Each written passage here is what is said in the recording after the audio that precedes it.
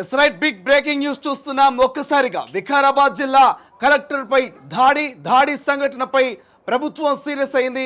CS Santhi Kumari DGP involvement అయినట్టు తెలుస్తుంది. ఒక్కసారిగా కొడంగల్ ప్రాంతాల్లో ఇంటర్నెట్ సేవలను కూడా బంద్ చేశారు. ఇప్పటికీ దాదాపుగా ఆ యొక్క దాడిలో పాల్గొన్నటువంటి 28 మందిని పరిగి పోలీస్ స్టేషన్కి తరలించినట్టు తెలుస్తోంది. ఒక్కసారి ఈ ఘటనకు సంబంధించిన పూర్తి డీటెయిల్స్ చూద్దాం. అక్కడ ఎట్టి పరిస్థితుల్లోనూ కంపెనీలు పెట్టొద్దంటూ స్థానికంగా ఉన్నటువంటి రైతులంతా కూడా గత కొన్ని రోజులుగా పెద్ద ఎత్తున ఆందోళన చేస్తున్నారు. మా బ్రతుకులు ఆగమవుతాయి, మా వ్యవసాయానికి సంబంధించినటువంటి మా పొలాలన్నీ కూడా కలుషితం అవుతాయంటూ గతంలోనే అనేక మార్లు అక్కడటువంటి రైతులు ఆందోళన చేశారు. తాజాగా వికారాబాద్ జిల్లా కలెక్టర్పై దాడి ఘటన ప్రభుత్వం సీరియస్ అయింది. రిపోర్ట్ ఇవ్వాలంటూ సిఎస్ డీజీపీకి ఆదేశాలు ఇచ్చింది. దాడి ఘటనపై సిఎస్ శాంతికుమారి ఆరా తీశారు. కలెక్టర్ ప్రతీక్ జైన్తో ఫోన్లో మాట్లాడారు. ఘటనపై రిపోర్టు పంపాలంటూ జిల్లా యంత్రాంగానికి ఆదేశించారు. ఇండస్ట్రియల్ కార్డర్ ఏర్పాటు కోసం ప్రజాభిప్రాయ సేకరణకు వెళ్లిన జిల్లా కలెక్టర్ అధికారులపై రైతులు గ్రామస్తులు దాడి చేశారు. వారి కార్లపై రాళ్లు కట్టెలతో అటాక్ చేశారు. వికారాబాద్ జిల్లా దుద్యాల మండలం లగచెర్లలో సోమవారం ఈ ఘటన జరిగింది. ఈ దాడిలో ఆఫీసర్ల వాహనాలు ధ్వంసమయ్యాయి, కార్ల అద్దాలు పగిలిపోయాయి. కొడంగల్ ఏరియా డెవలప్మెంట్ అథారిటీ కడా స్పెషల్ ఆఫీసర్ వెంకటరెడ్డికి తీవ్ర గాయాలయ్యాయి. ఈ ఘటన జరుగుతున్నప్పుడు అధికారులకు భద్రతగా ఒక పోలీస్ కూడా లేరు. దీంతో కలెక్టర్ను ఆయన వ్యక్తిగత భద్రతా సిబ్బంది డ్రైవరు రక్షించారు. దీనికి సంబంధించిన స్పాట్ విజువల్స్ ఒకసారి తొలి వెలుగు స్క్రీన్ మీద ఎక్స్క్లూజివ్గా చూద్దాం.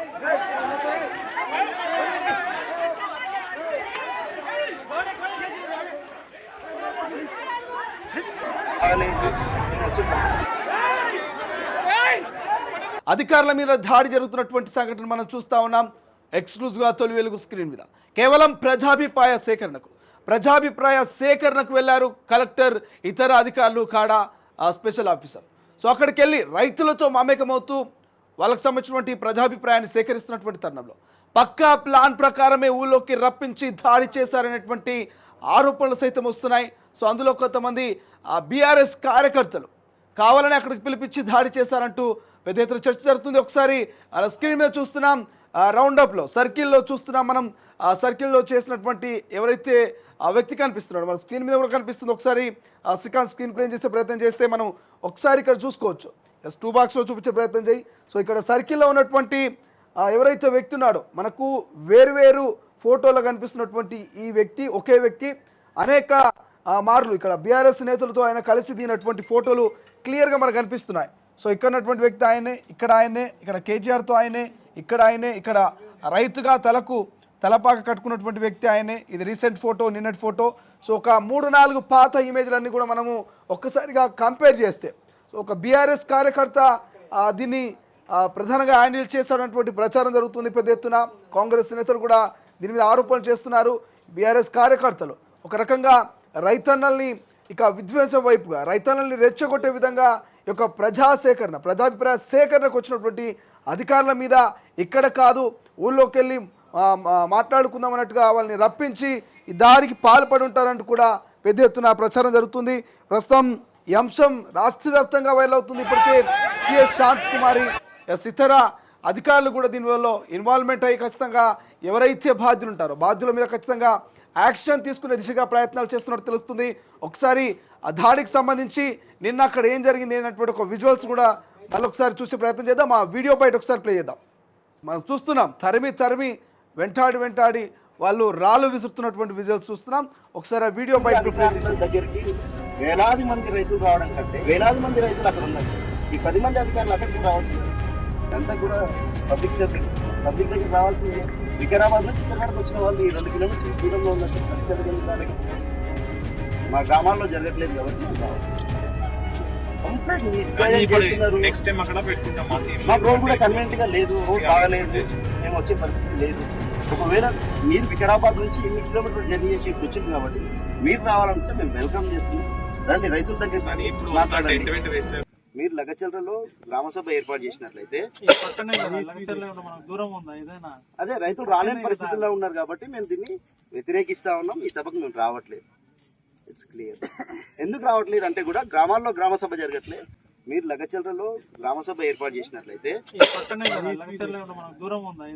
అదే రైతులు రాలేని పరిస్థితుల్లో ఉన్నారు కాబట్టి మేము దీన్ని వ్యతిరేకిస్తా ఉన్నాం. ఈ సభకు మేము రావట్లేదు. It's clear.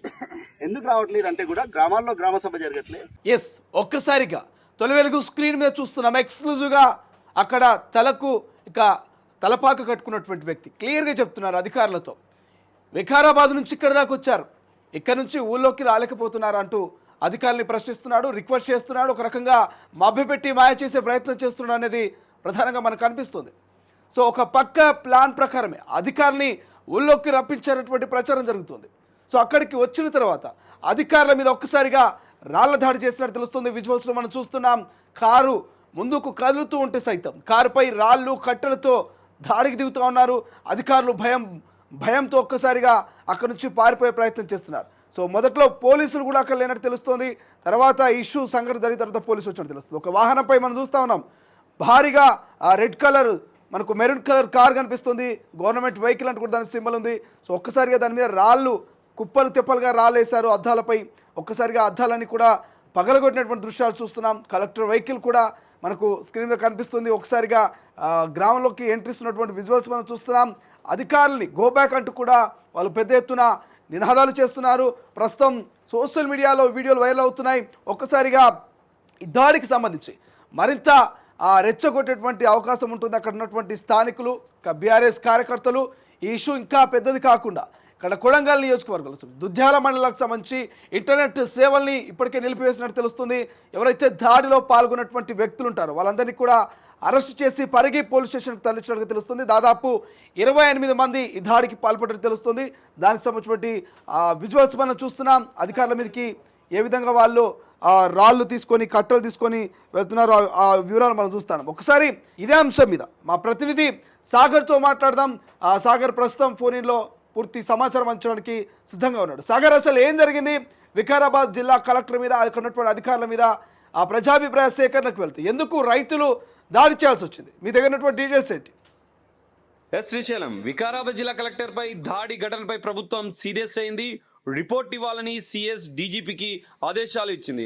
దాడి ఘటనపై సిఎస్ శాంతకుమారి ఆరా తీశారు. కలెక్టర్ ప్రతీక్ జైన్తో ఫోన్లో కూడా మాట్లాడారు. ఘటనపై నివేదిక పంపాలని జిల్లా యంత్రాంగాన్ని సిఎస్ ఆదేశించారు. అయితే శ్రీశైలం ఇండస్ట్రియల్ కారిడార్ ఏర్పాటు కోసం ప్రజాభిప్రాయ సేకరణకు వెళ్లిన జిల్లా కలెక్టర్ అధికారులపై అటు రైతులు గ్రామస్తులు దాడి చేశారు.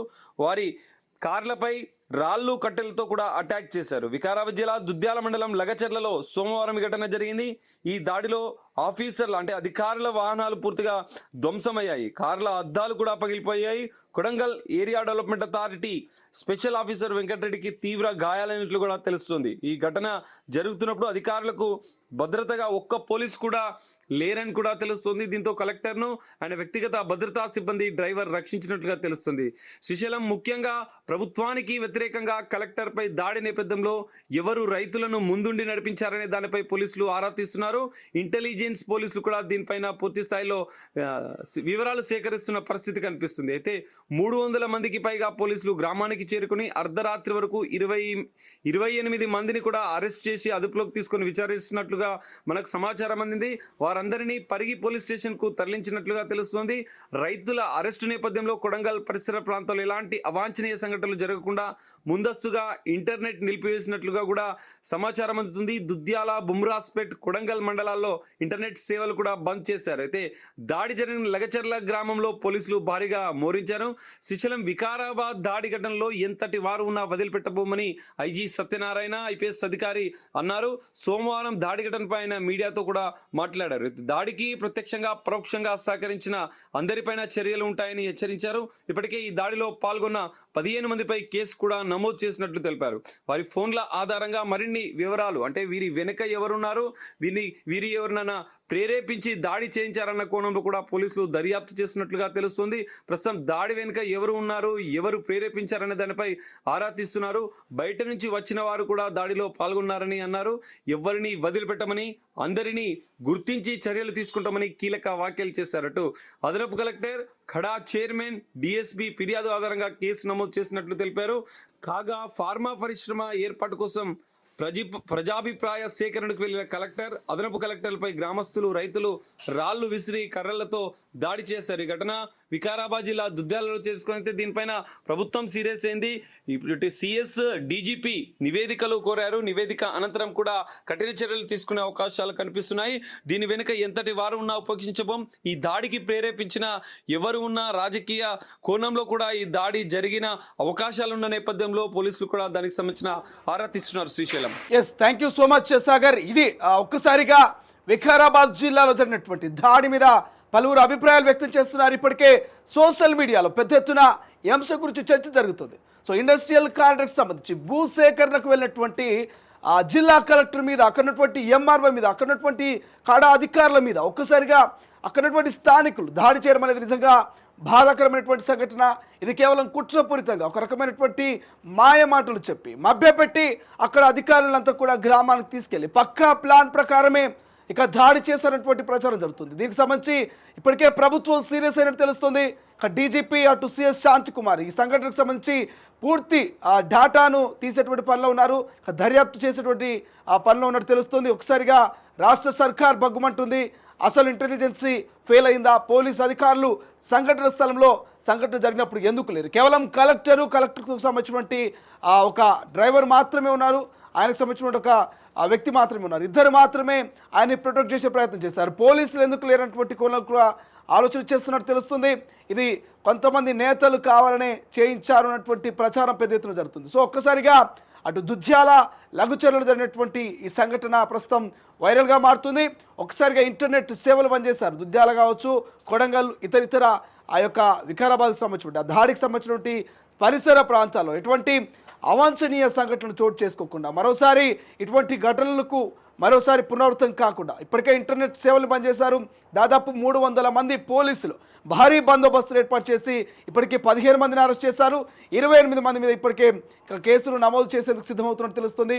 ఒక్కసారిగా ఈ అంశం ప్రస్తుతం చర్చనీయాంశంగా మారింది. ఒక కలెక్టర్ మీద దాడి చేయడం ఏంటి? ఒక జిల్లా ప్రథమ పౌరుడు అటువంటి కలెక్టర్ మీద దాడి చేయడం ఏంటి కూడా ప్రస్తుతం దీని మీద పలువురు ప్రశ్నిస్తున్నటువంటి పరిస్థితి. చూద్దాం ఏం జరగబోతుంది. మరి దర్యాప్తులో ఎవరి ప్రలోభ పెట్టారు, ఎవరు ప్రొవిగేట్ చేసి ఈ దాడికి పాల్పడ్డారనేటువంటి అంశాలని మరి దర్యాప్తు సంస్థలు కావచ్చు, దర్యాప్తు మరి ఏమైనా ఐడెంటిఫై చేసే అవకాశం ఉందా? మరి ప్రభుత్వం దీని పట్ల ఇంకా ఎటువంటి స్టెప్ తీసుకోబోతుందో చూడాల్సిన అవసరం ఉంది.